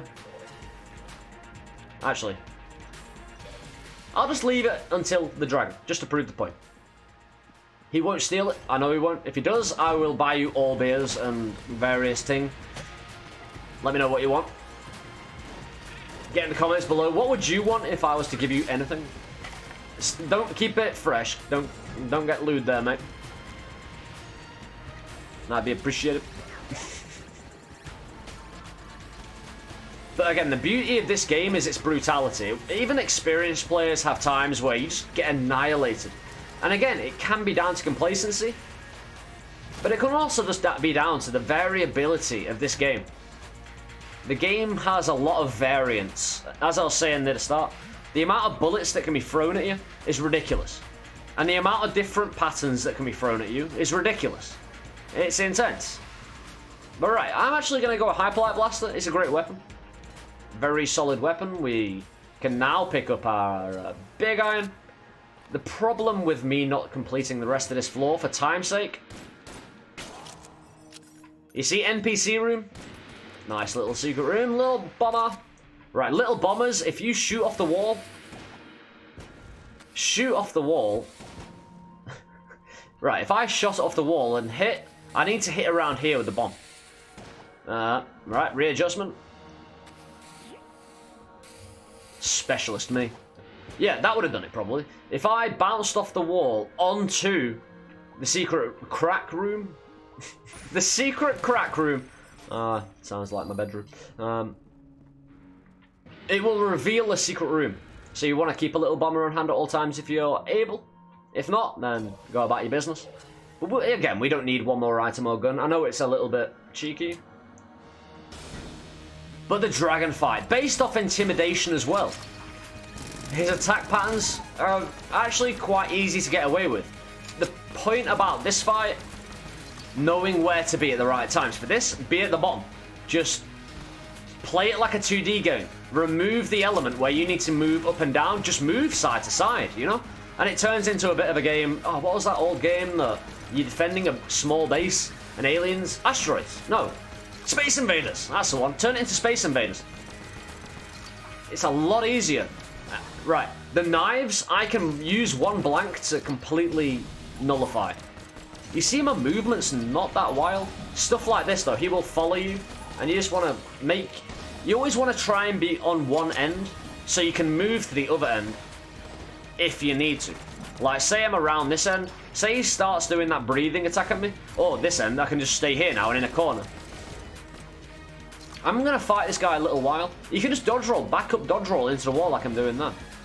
Although you generally, on that attack, want to be moving. Oh, you see the breath attack? Like, slowly move to the side and he'll run out of breath. Something like this, just run up to it and dodge over. It's really not that tricky, although I could be making light of the situation. And I've missed a lot of shots. Why? Shelly's doing the business. This attack, just dodge roll over it. Again, the combination of attacks is where the problem is. These guys, again, the blank, remove the knives. The blank is quite hard to get down. But again, give it some practice, give it a try. That's why stacking blanks for certain things. Again, this is a master round as well, you know? The dodge rolling, you're just going to have to get used to the patterns and how to dodge roll effectively. Always back up if you can. Always back up a little bit, give yourself some more room, some more time. I'm going to Casey this because I should have recharged this up, to be honest. Now, oh, I thought it might have been 2 phases, but we got the one. The 1 phase. Always try and get that heart in 1 phase. Certain weapons have an easier time. Certain weapons don't. But that was, apart from the very first boss fight, a casual, Lead God, even though I can't say that because we're only holding 3, and we did lose one. We messed up. But that's what I mean about complacency in the game as well. Don't think, oh, I'm hot shit. I'm going to stomp on everything. Because the game will teach you lessons every time you run it. Every time. But now we're going to move in. We're not going to discuss the pasts. The pasts are just... I'll get into those in a different video. All 4 separate ones. You come to here with a bullet that kills the past and you go about your business. But for now, if you had followed all my previous advice... when it comes to knowing what you're going to use, mouse, keyboard, like controller, knowing when and not when to dodge roll, knowing what your guns do, picking up a lot of keys, making sure you use blanks in boss fights to get master rounds, going to the oubliette for those 2 chests, shop, money, potential NPCs, free loot, secret room, boss, win item, go in and using the crest to get to the abbey, using that for 3 chests, a boss win item, 2 secret rooms, free loot, rat as well, clearing the entire floor of every floor you go to maximize potential.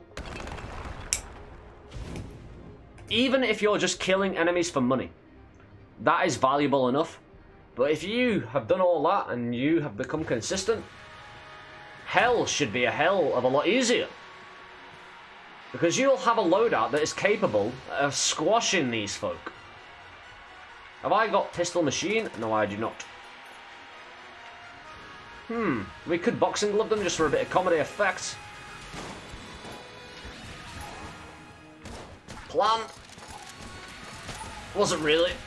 But you know, sometimes you get lucky. Even though that... Oh. I'll show you this. Because it can be important. Right.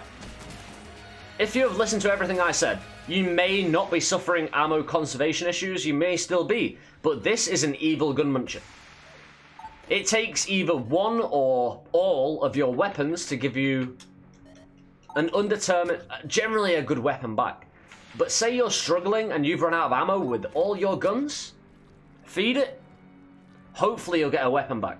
This is vital in certain occasions where you're looking so close to the victory, if only you had one more weapon. Because all your others are empty, you know? But the enemies in this floor, some of the most violent bastards known to man. They have the most amount of health. If you've got to this point, you may have curse, which makes certain enemies even more jammed. And you're gonna go into another 3-stage boss fight. Right, I'll show you. Right, I'm gonna do the entire route. I might clear the entire place just because this is not a maze. This is a determined path that you can go. You won't be able to do it every time, but if you know the rough way of getting about hell, knowing which way you should roughly be going, you'll save yourself so much health from not going into rooms you don't need to go into. But right, in the first you have an entry, and you have 3 exits. One of these exits will be a dead end immediately. One of these will take you to 2 other rooms, and then you will get on the path. Alright, there will be 2 rooms there. Going around. 2 rooms to go around there. No, 3, sorry. 3 in total to get around there. To this room. Like, there'll be... Well, no, that'll be 1 room, then there'll be 2 more in here. 2 more you can't see to come around the entirety of this. Because this is the shorter route, where there's only 2 rooms to get to the split-off point. Well, not the split-off point, which... This is technically a split-off point. But then you can only go linear. The secret to knowing which way to go out of this obviously will loop up with this. When there's a question mark there, it's not going to go all the way around there just to get to there. It's kind of the obvious situation. Which one links up closer to this one? So you know which rooms not to go into, so you can get to this straight line. And then you just followed a straight line. Thank you, Bullet. I appreciate that. Then you just followed a straight line until you become to the next fork in the road, which we'll get to very quickly. If this guy wants to die, again, ammo isn't really my primary concern at this moment. Timers.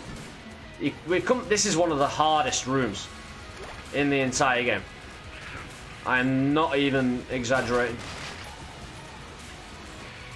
Luckily, I have the weapons. I have a lot of previous knowledge about this room and how to operate in it.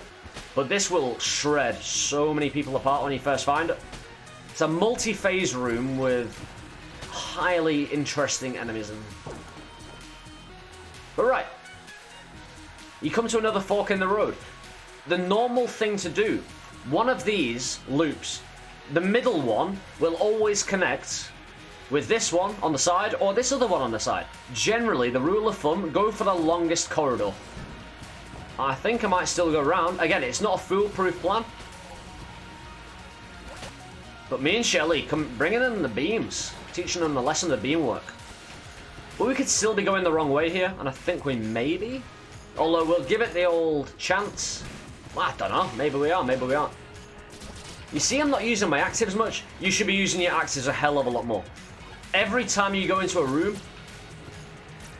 if it appears that you have... Well, if you have an invulnerability, and you think it's a tricky room that you've experienced previously, activate it. The biggest problem I had learning the game was using my actives. Using my blanks in boss fights, and using my actives in rooms. Because actives in rooms can save you resources, you know? And you get to recharge your active as well, so keep it in mind. I think this might not loop. Nope, we've gone the right way. You see what I mean? Where there's a rhyme, there's a reason and ting. Bloop. Set up table defensive mechanism. Luckily, Shelly informed me. Yeah, there's a lot of little things you can use in your peripheral vision to understand what the enemy is about to do. You can use audio, you can use visual. Like the enemy sound, does it sound like it's about to attack? Have you seen bullets previously that indicate he's about to do a different attack or something like that, you know? But yeah, we come to another fork in the road where you're just going to have a pot luck here, mate. Pick one. I'm going to return to Casey. But generally, if you followed most of my previous tips and advice and ran with it as a philosophy, hopefully you'll be doing quite well and have a loadout worthy of kicking some ass. Although, you know, I'm talking and playing, so, you know, I do it all day on Twitch anyway. But I'm not talking at this length and level, you know, all the way through, normal. On every little detail of the game. But yeah, once you reach this fork in the road, the second proper fork in the road, each room has 2 rooms guaranteed, extended off. You don't know if you've gone the wrong way until you get into the second room or gone the wrong way. It's a dead end. But it's not a bad dead end. It's not going to take much health at all, not much resources. And we get an armor out of it, you know? But dead end. You're just going to have to keep doing this. Potluck feeling. Maybe intuition can come into it, but choose your best weapons, get your ass into gear. Making sure you're keeping your health. Make sure you're doing what you can to keep your resources such as armor. Ammo, more. Like if I have Mega Hand is very ammo conservative. It's very good for that. It retains ammo, and we've gone the right way now. Oh, wounded. Again, bad dodge roll.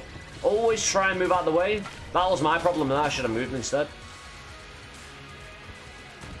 And we've come to the boss fight. The final boss fight of the game. Spoilers incoming if you don't want to be spoiled. Because I am just going to have a boss fight now. Pretty much all the tips are done. Apart from the fact, because this is a multi-phase fight, you want to keep at least 2 great weapons full of ammo. Like that's why it's kind of very important to do all the secret floors. You see what I mean with it all coming together at the end? When at the very start of this video, I said that like I'm not going to do a tip 1, tip 2, tip 3. I'm just going to go on a run and see what happens and talk about it. Obviously I have a notepad open, but all of it comes together to get to this final boss fight, where going to the extra floors has given you a great loadout of items, guns, actives, blanks, armor, health. I've given away health about that much. I spent 1 health on Shelly. I spent 1 health getting to the RNG department. You don't have to do that, you know? But as I said, 2 brilliant weapons, and one of my brilliant weapons... I've dropped Nailgun. Oh, I got rid of Nailgun for the Muncher to get my deck card. It doesn't matter. We're just gonna get in this guy. Teach him a lesson. Show him what we can do with a Casey. A Casey in our hands. Casey is my absolute favourite weapon. You see the piece of junk. The piece of junk with a great smile. That's Tunk. That's Junken's younger brother, by the way. He sponsors my channel. He's happy to sponsor it. Don't get me wrong. Holding a Casey in the thumbnail. That's why. Favorite weapon ever. In pretty much any game. Apart from maybe the Gunblade in Final Fantasy. That was a boost. Wish I had one in real life.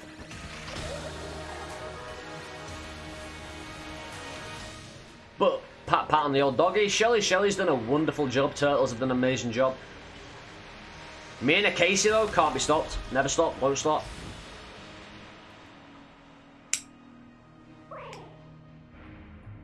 But again, we get about our business, making sure, even though we're not using the best weapons we have, this is a weapon I know I am consistent at.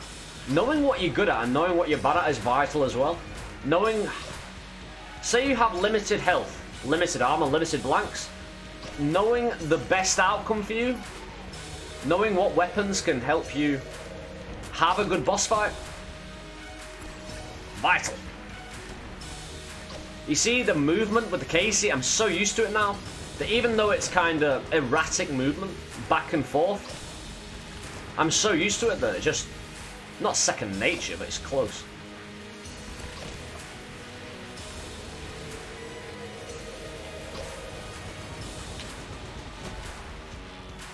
And just having the weapon in my hand gives me a lot of confidence. And that's what you need to look for as well. Confidence in your own style. Everybody who runs the Gungeon plays in a very slightly different way. Don't let me tell you how to play this game. But the tips that I have spoken about today do help. They are general tips for you to utilize. Think about yourself, you know. Think how will my tips improve your gameplay? The fire on the floor. We've had bad experiences with fire on the floor in this fight before. Yeah, because I've got increased dodge roll speed, it makes it easier. See what I mean? The game always wants to prove you wrong. And that, my friends, is 25, roughly 25, and assorted tips along the way. How to kick ass in Enter the Gungeon. I've been Suffer, this is Let's Suffer Together. If you wish to see more content like this, please consider hitting the subscribe button. We stream every day on twitch.tv/Let's Suffer Together. Thank you so much for watching this video. I really appreciate the fact you've watched all the way through. I hope you have a great rest of your day. Many, many happy Gungeoneerings in your future. I hope you kick ass. But for now, you take it easy, guys. See you in the next one.